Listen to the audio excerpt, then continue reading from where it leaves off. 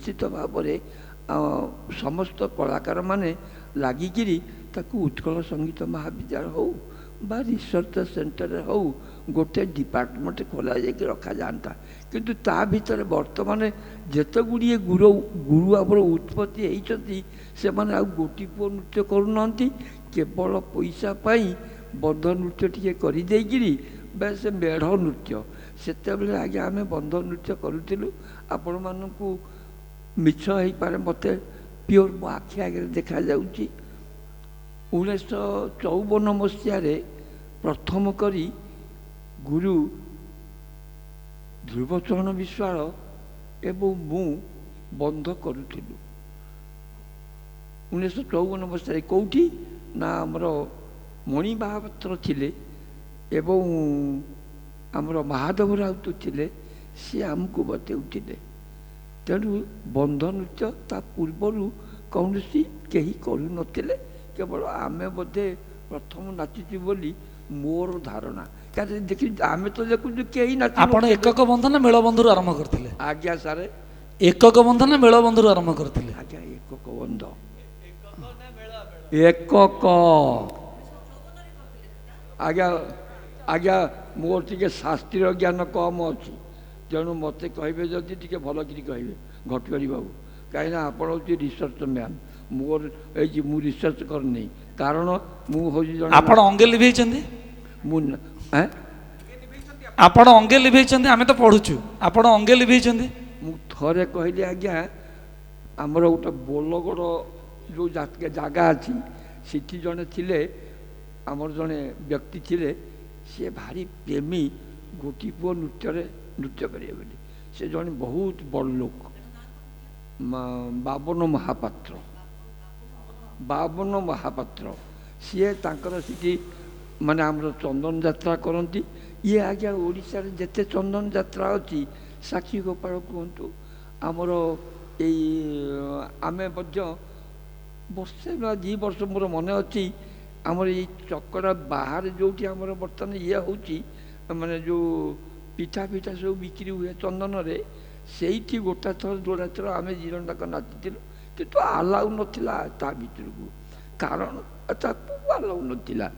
କିନ୍ତୁ ଗୋଟିଏ କଥା ହେଉଛି, ଯେତେବେଳେ ଗଙ୍ଗାଧର ପ୍ରଧାନ ଥିଲେ, ତାର ମୋର ତ ଅତି ଘନିଷ୍ଠ।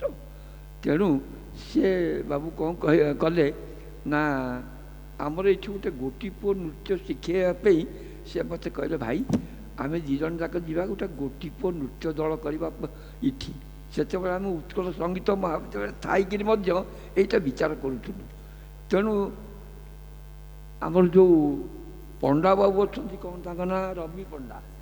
ହଁ, ତାଙ୍କ ଭାଇ ହେଉଛନ୍ତି, ସେ ହେଉଛି ମୋର ଘନିଷ୍ଠ ବନ୍ଧୁ ରଘୁନାଥ ପଣ୍ଡା ପ୍ଲସ୍ ରବି ପଣ୍ଡା।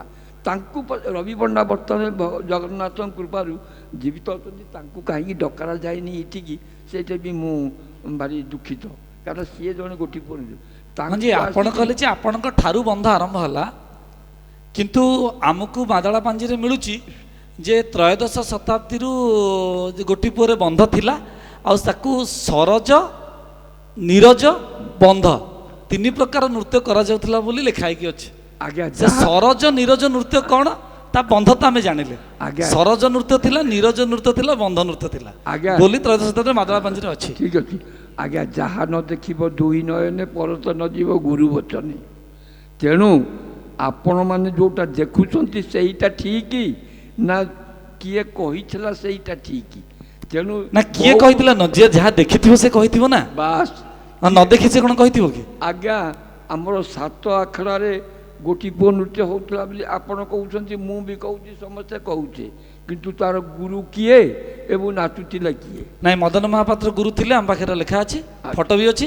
ଆଚ୍ଛା, ନାଚୁଥିଲେ। ତାଙ୍କ ପାଇଁ ମନ୍ଦିରରୁ ଖେଇ ଯାଇଛି, ପାଉଣା ଯାଇଛି, ତେଣୁ ପାଉଣା ତ କିଏ ଜଣେ ରିସିଭ୍ କରିଛି ନା, କିଏ ଜଣେ ଗ୍ରହଣ କରିଛି ନା। ଆଚ୍ଛା, ସେମାନେ ତ କେବେ ମନ୍ଦିର ଆମର ଯେଉଁ ବିଶେଷ କରି ଏମାର ମଠ, ଉତ୍ତର ପାର୍ଶ୍ୱ ମଠ, ତ୍ରିମାଳି ମଠ, ଦକ୍ଷିଣ ପାର୍ଶ୍ୱ ମଠ, ଜଗନ୍ନାଥ ମଠ, ଏସବୁ ମଠରେ ସେତେବେଳେ ଯେଉଁ ଗୋଟି ପୁଅ ନୃତ୍ୟ ମାନେ ନାଚୁଥିଲେ, ସେମାନେ ହେଉଛୁ ବିଶେଷ କରି 50 ମସିହା କଥା ମୁଁ କହୁଛି, ମୁଁ ହେଉଛି ସେଥିରେ ମୁକ ସାକ୍ଷୀ।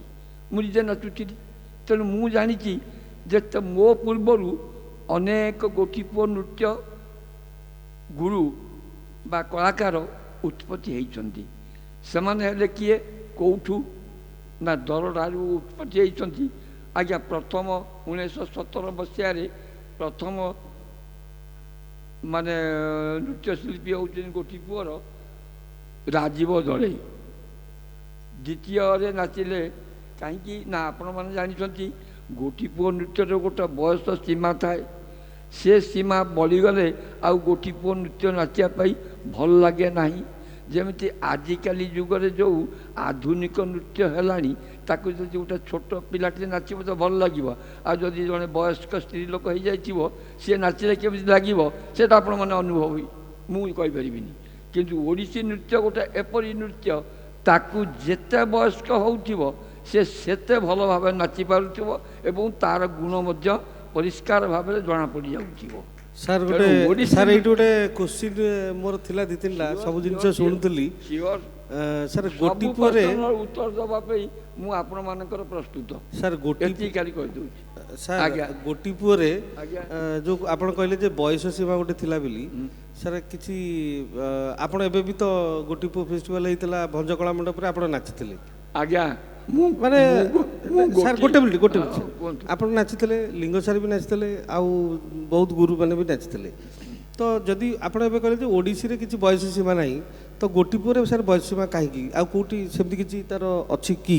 ଆଗରୁ ଯଦି ଆପଣ କହୁଛନ୍ତି ବନ୍ଧ ଥିଲା, ମାନେ ସେତେବେଳେ ବନ୍ଧ ଏତେ ନଥିଲା, ଅଳ୍ପ ବନ୍ଧ ଥିଲା, ଜଣେ କରୁଥିଲା ନା, ତ ସେ ଜଣକ ଯେଉଁ କରୁଥିଲା ସିଏ କ'ଣ ଏବେ ଯେମିତି ଯେଉଁମାନେ ଯୋଗ କରୁଛନ୍ତି ସେମାନେ ବି ବୟସ୍କ ଲୋକମାନେ ବି ଯୋଗ କରିପାରୁଛନ୍ତି, କରୁଛନ୍ତି। ତ ସାର୍ ଯେଉଁମାନେ ଗୋଟିପୁଅ ନାଚୁଥିଲେ ସେମାନେ ବି ତ ସେଇ ନା ନା, ୟାର ଦୁଇଟା କାରଣ ବାବୁ, ଦୁଇଟା କାରଣ ଆମ ପାଖରେ ଅଛି। ପ୍ରଥମ କାରଣଟି ହେଲା ତୈଳ ମର୍ଦ୍ଦନ ପାଇଁ ଜଣେ ଭଣ୍ଡାରୀକୁ ନିଯୁକ୍ତ କରାଯାଉଥିଲା। ଏଇଟା ଶ୍ରୀମନ୍ଦିରରେ ବି ନିଯୁକ୍ତ କରାଯାଇଛି, ଅନେକ ଗୁରୁକୁଳରେ ବି ନିଯୁକ୍ତ କରାଯାଉଥିଲା। ଆଖଡ଼ାରେ ଆମ 7 ଆଖଡ଼ାରେ ବି ଗୋଟେ ଭଣ୍ଡାରୀ ନିଯୁକ୍ତ ହେଉଥିଲା। ପୁରା ଲେଖାଯାଇଛି, ଭଣ୍ଡାରୀ ଶବ୍ଦ ବ୍ୟବହାର କରାଯାଇଛି। ମୁଁ କାହାକୁ ଦୁଃଖ ଦେବା ପାଇଁ କହୁନାହିଁ ବା ଜାତି ବିଦ୍ୱେଷ ନାହିଁ ମୋ ପାଖରେ। ଭଣ୍ଡାରୀକୁ ନିଯୁକ୍ତ କରାଯାଉଥିଲା, କେବଳ ତାଙ୍କ କାମ ହେଲା ତେଲ ମାଲିସ କରିବା।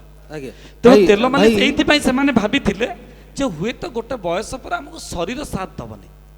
ଏବେର ଯେଉଁ ଟେକ୍ନିକାଲି ଯୋଗାଭ୍ୟାସ ଆମର ବାହାରିଛି, ଆମେ ନିଜକୁ ଶରୀରର ଫ୍ଲେକ୍ସିବିଲିଟିକୁ ବନେଇବା ପାଇଁ ଯଦି ଜିମ୍ ବାହାରିଛି ସେଠି ଦେଶୀ ଥିଲା।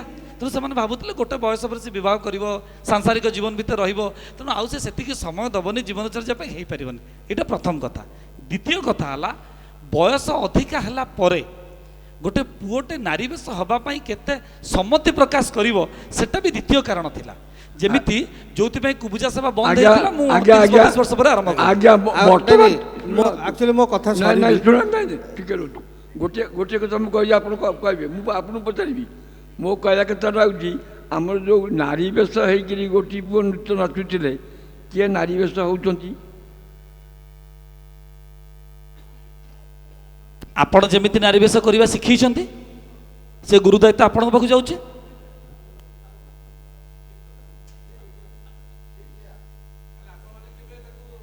ଏବେ ଯେମିତି ଆପଣଙ୍କ ପିଲା ଅଳତା ପିନ୍ଧୁନାହାନ୍ତି, ଆପଣ କିନ୍ତୁ ପିଲା ଦଳ ଧରିକି ଯାଉଛନ୍ତି ନଚେଇବା ପାଇଁ, ଆପଣ ସହୁଛନ୍ତି, ସେଥିପାଇଁ ଉତ୍ତର ପିଢ଼ି ଶିଖୁଛନ୍ତି।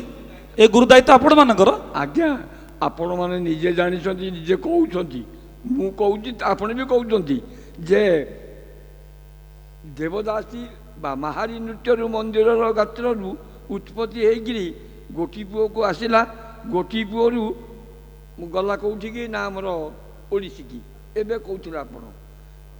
ହଁ, ମୋତେ ଜମା ସେ କଥା କହିନି, ବିଲକୁଲ କହିଛନ୍ତି। ମୁଁ କହିଛି ଦିଟା ଯାକ ମିଶ୍ରଣରୁ ଯାଇଛି। ଆଗ ମାହାରୀ ଭିତରେ ଆଉ ଗୋଟେ ମୁଁ କହିଛି ତ ପୁଂସ ନୃତ୍ୟ ଅଛି ବୋଲି, ଏଇଟା ମନ୍ଦିରର ଆଉ ଗୋଟେ ସେବା, ସେଗୁଡ଼ା ଛାଡ଼ନ୍ତୁ। ବର୍ତ୍ତମାନ କଥା ସିଏ ବି ପୁଅ ଝିଅ ହେଇକି ନାଚୁଥିଲେ ପୁଂସ ନୃତ୍ୟରେ। ସେ କିଏ କ'ଣ ନାଚୁଥିଲା ସେ ତ ଏବେ ତ ସେଟା ନାହିଁ। ଆମ ପାଖେ 5 କିନ୍ନରଙ୍କ ନାଁ ବି ଅଛି ଯେଉଁମାନଙ୍କୁ ଆପଏଣ୍ଟମେଣ୍ଟ ଦିଆଯାଇଛି, ମନ୍ଦିର ନିଯୁକ୍ତି ଦିଆଯାଇଛି। ବର୍ତ୍ତମାନ ମୁଁ ଦେଖିବାକୁ ପାଉଛି କେବଳ ଗୋଟିପୁଅ ନୃତ୍ୟ ଏବଂ ଓଡ଼ିଶୀ ନୃତ୍ୟ। ଆପଣ ଯେତେ ଯାହା କୁହନ୍ତୁ ତୃତୀୟ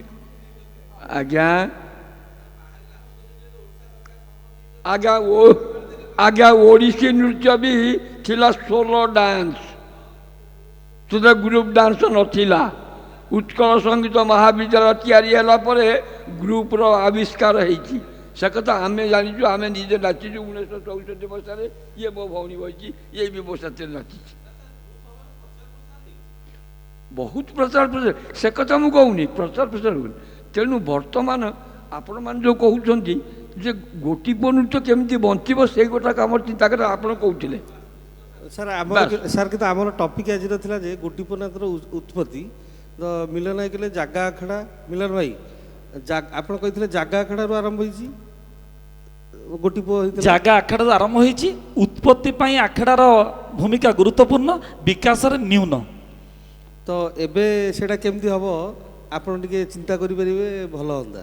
ନା ଏବେ ଚିନ୍ତା କେବଳ ଗୋଟିପୁଅକୁ ନେଇ, ଯେତେବେଳେ ତମମାନେ ଇଣ୍ଡଷ୍ଟ୍ରିରେ ପରିଣତ କରିସାରିଛ କରିବାକୁ ପଡ଼ିବ।